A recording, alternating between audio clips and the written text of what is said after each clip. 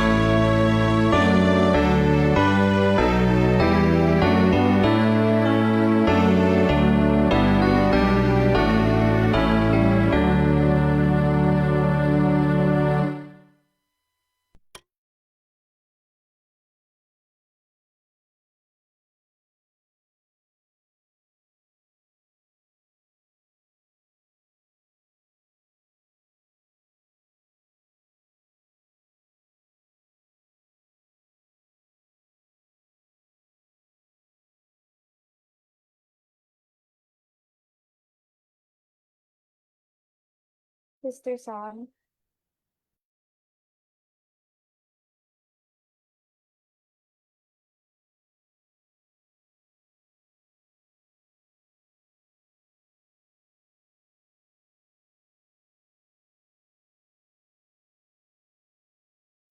Sister Sam?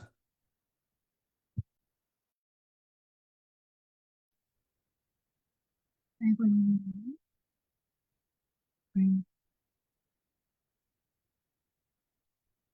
Awesome. Thank you. Really more in the book instead of knowledge and understanding about as we listen to the speakers from the soul, please help us to put the message through you and your hearts and your minds. So we should audio likely to people who are need to guide and protect us and our loved ones as well and with us and the civilizations that we have committed against thee. And for the sin and sin of yours in His name we pray. Amen.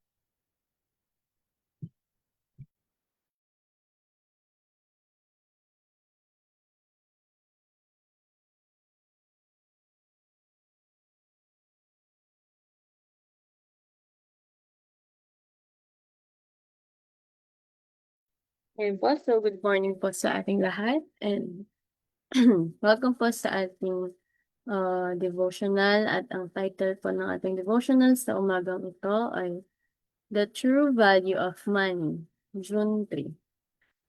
So sabi po sa ating key text, honor the Lord with thy substance and with the first fruits of all thine increase. So shall thy barns be filled with plenty, and thy presses shall burst out with new wine. Proverbs 3 verse 9 to 10. Sabi dito, this scripture teaches that God, as the giver of all our benefits, has a claim upon them all.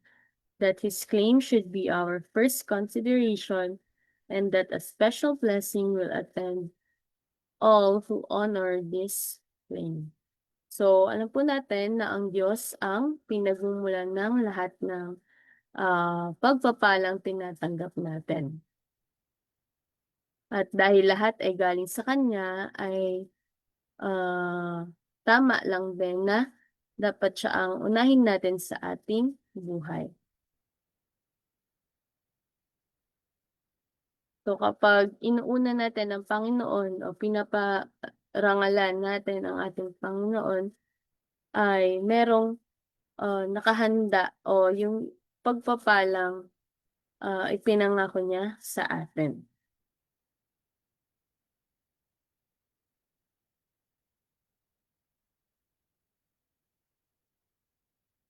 So, yun po sa lahat po ng ating gagawin, mga desisyon sa buhay, ay kailangan unahin natin ang Panginoong Diyos. Sabi pa po dito,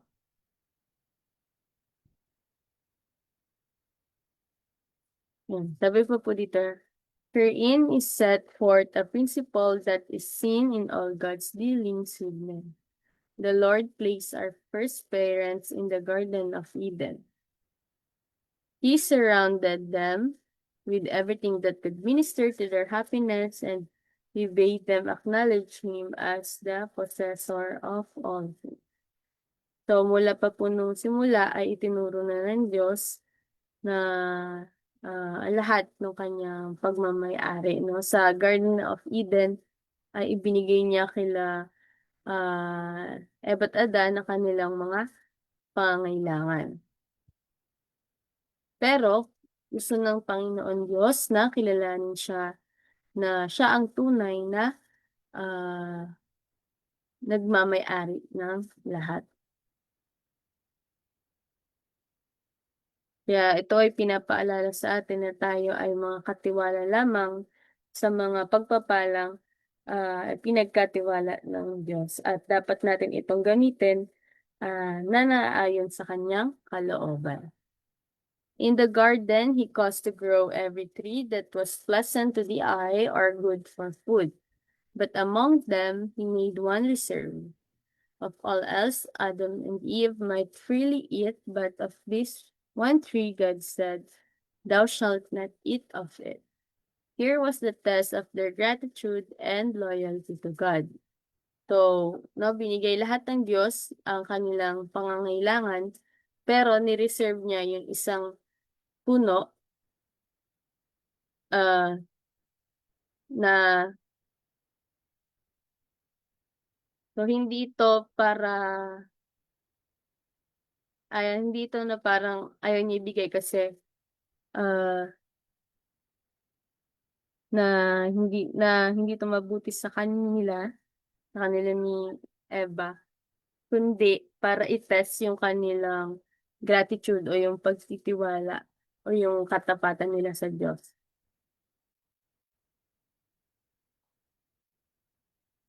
At kaya yung pagiging tapat natin sa Diyos, ito ay nasusukat sa paraan na kung paano natin sinusunod o yung pagkilala natin sa Diyos bilang siya yung yung nagmamay-ari ng lahat, na lahat ay galing sa Kanya. Lahat ng meron tayo ay galing sa ating Panginoon. So sabi po dito, so the Lord has imparted to us heaven's richest treasure in giving us Jesus. With Him, He has given us all things richly to enjoy. God entrusts men with means. He gives them power to get wealth. So, ibinigay na po ng Panginoong Diyos ang pinakadakilang regalo sa atin. At ito ay ang Panginoong Jesus. At kasama dito, binigay niya rin lahat ng kakayahan, lahat ng pagkakataon at mga blessings na nararanasan natin ngayon. At ang lahat ng meron tayo ay ito nga ay pinagkatiwala ng Diyos sa atin. Kaya dapat natin gamitin lahat ng kanyang ibinigay sa tama, no? Yung ating mga talento, oras, at mga blessing ay kailangan natin magamit to bilang ah, dahil ito ay galing sa ating Panginoon, so kailangan gamitin natin ito na ayon sa kanyang kalooban.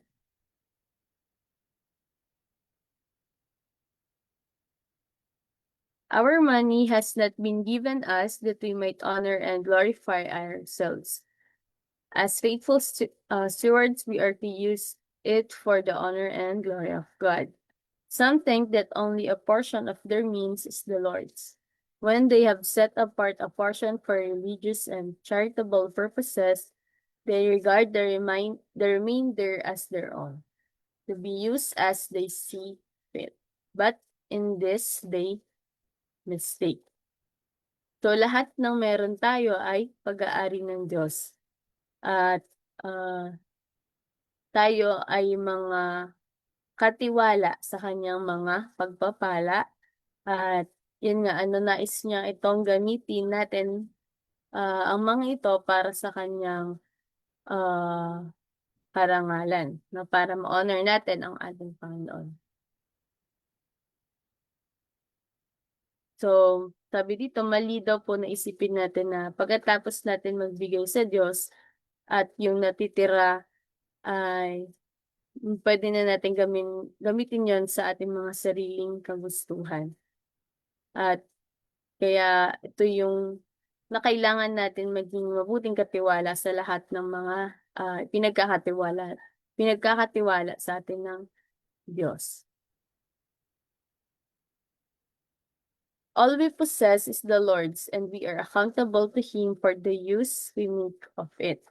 In the use of every penny, it will be seen whether we love God supremely and our neighbor as ourselves. Money has great value because it can do great good.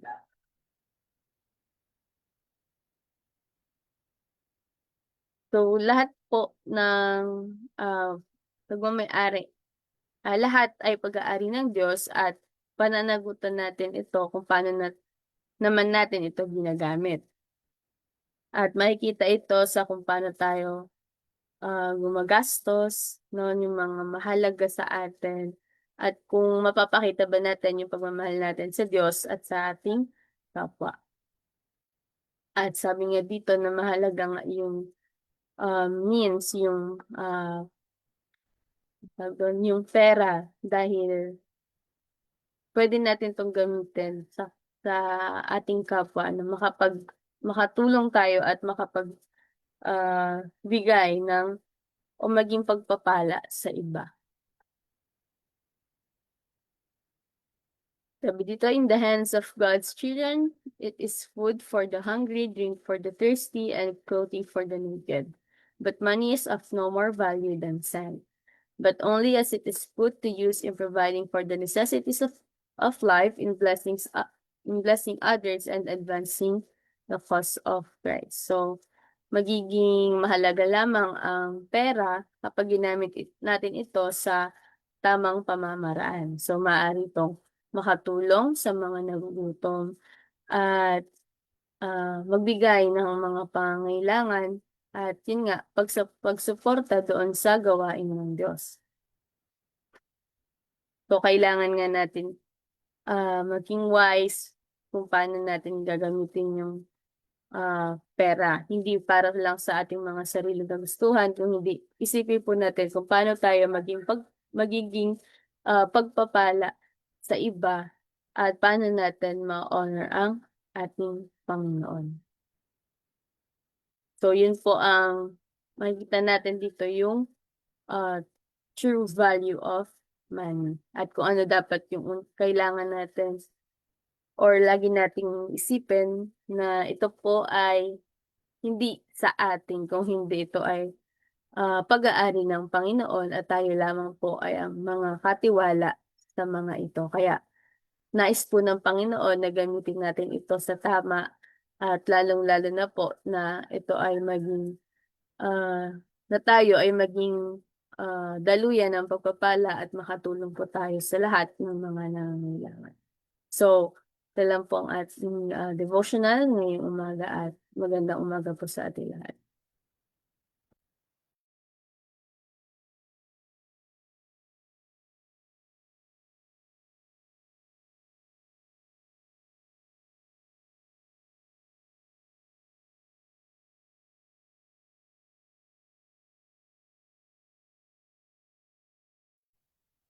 Yan, maraming salamat po muli, Tis Angela, sa pamana po sa ating devotional. Yun nga po na naway ating tandaan na ang lahat ng ating tinatangkilik ay mula sa Diyos at para sa kanyang kalwalhatian.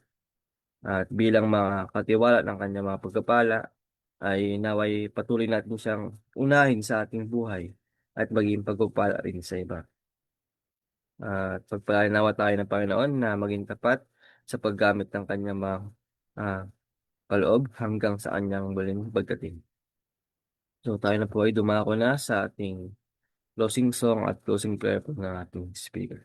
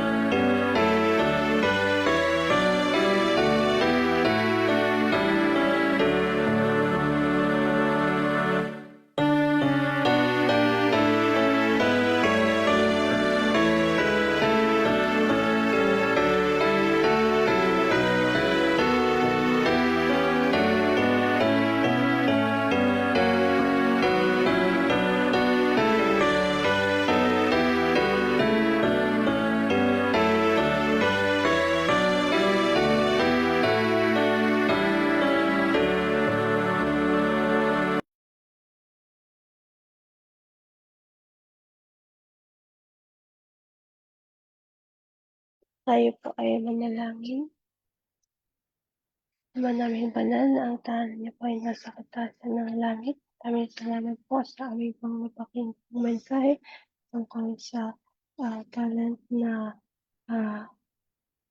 money. Nawa po ay tulungan kami na huwag po namin isipin na ang inyo pong pinagkaloob na means ay sa amin po, kundi po ito po nawa ay kami po ay maging daluyan ng mga pala. Ito po nawa ay napagkaloob namin sa inyo pong gawain at kayong din naman po ay kami po kami ng puso na magbigay, puso na hindi po selfish at samahan po kami upang magamit po at upang kami po ay maging responsible every time na pinakalaban niyo po kami ng ng talent na money. Thank you so much, Father, sa inyo pong pakikinig sa aming dalangin. Salamat po umuli sa inyo pong mensahe na narating sa amin. At ito ang aming dalangin sa ganyan na pangalan po ng aming Jesus. Amen.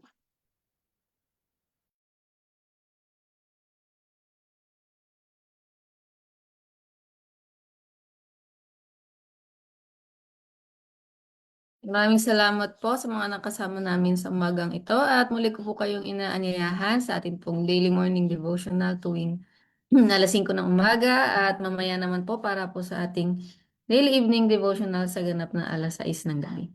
Muli po magandang umaga at pagpalain po tayong lahat.